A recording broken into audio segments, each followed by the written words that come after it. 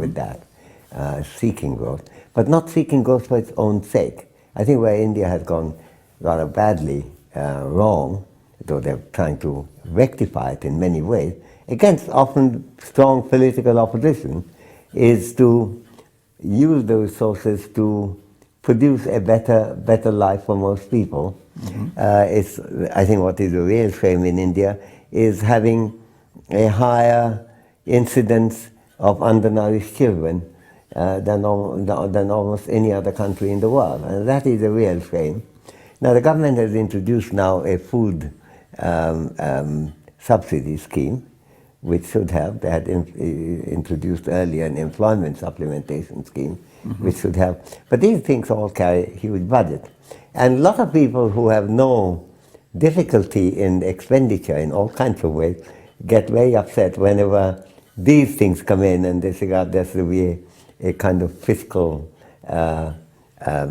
profligacy, which is of course not profligacy, it's dealing with the most important thing that the economy ought to be concerned with, namely the lives of people.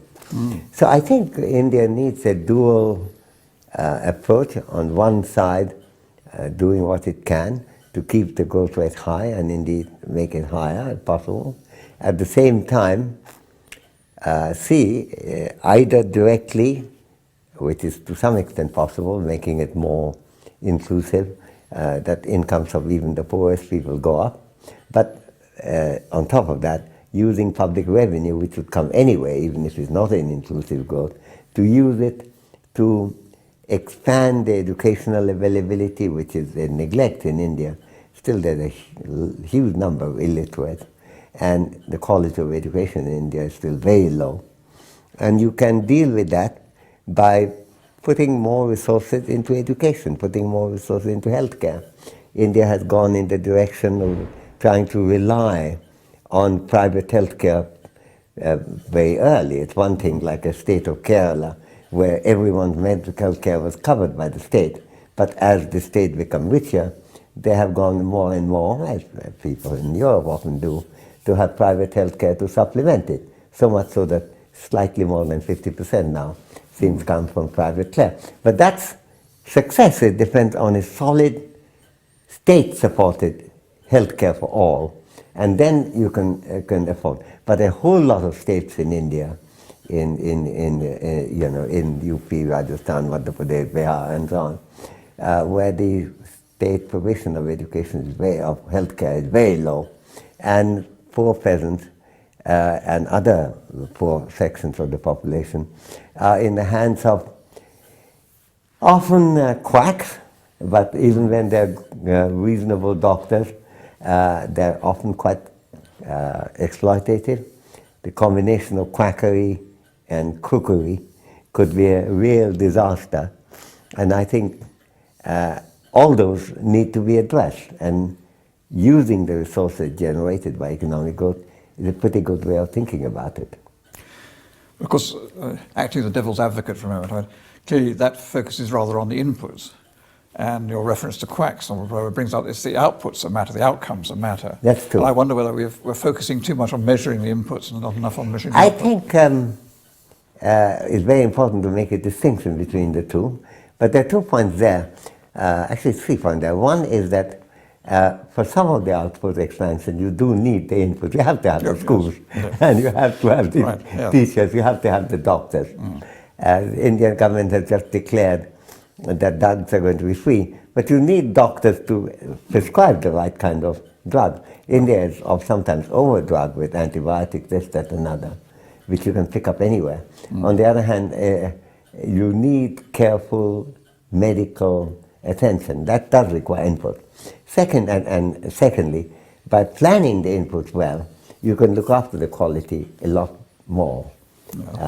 And thirdly, some of the inputs, like making people more educated, just literate, more numerate, allows them also to demand more quality. I think there's a lot of history in the world, and within India too, that literacy and education generates better healthcare, because it's also people demand more, they understand what the problem are, and they see the importance of healthcare rather than attributing it all to fate.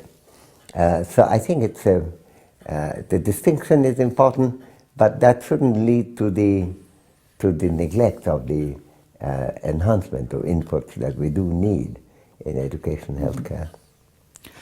A little while ago you said something about we bring it on ourselves, and our problems are, as it were, not a meteorite, but how we reacted to. And what do you think we can do? I mean, you talked a lot about, in your writing, about public discourse and debate, and you just said about people being better educated, better able, therefore, to press for improved health. How do you think we can somehow get closer to doing the things which, in terms of we know, are the right things to do? I think by engaging in it, actually, I think. I mean, it's quite exhausting to hear people who say, oh, look, things are so completely wrong. There's no hope in India or any other country, including Indonesia or Malaysia or wherever I have, Colombia, whatever it is. And then, Kenya or Uganda or Ghana, Nigeria, to just withdraw. The point is that if you're really worried about it, the main thing to do is to engage in that public debate. You can't really abstain from it and expect that public debate would happen. We get just as much public debate as we want to. And there are, of course, limitations in some countries, and where there's absence of democracy, that could be a serious barrier, and that's certainly very important to resist. That's certainly true. But when it's available, the opportunities are available, not being sufficiently engaged in it is also a kind of neglect, which is very costly, I think. So you're absolutely right to point your finger at public debate and to recognize how we have brought these problems to ourselves and how we can get out of that kind of impasse, whether in Europe or in America, for different reasons altogether, or in Asia, Africa, Latin America. And I think the importance of public debate is really great. I think I follow, for example, Latin America quite a lot, and the country, the whole region had made huge improvement in terms of democracy compared with the times when the military dictators ruled. Yeah. Africa began at the end of the Second World War with a huge promise of going towards democracy, but then gradually it was taken over by the general, supported by one side or the other in the Cold War, American supporting pro-US, anti-Soviet regime, and Soviet Union doing the opposite. And now that again, that is beginning rather slowly to disappear, the chances of creative work is certainly expanding. But I don't think we ever actually achieve what we want to get without working for it. And so the defense of democratic freedom, as well as the use of democratic freedom for the purposes that are important for human quality and freedom and well-being of human life, is really quite central.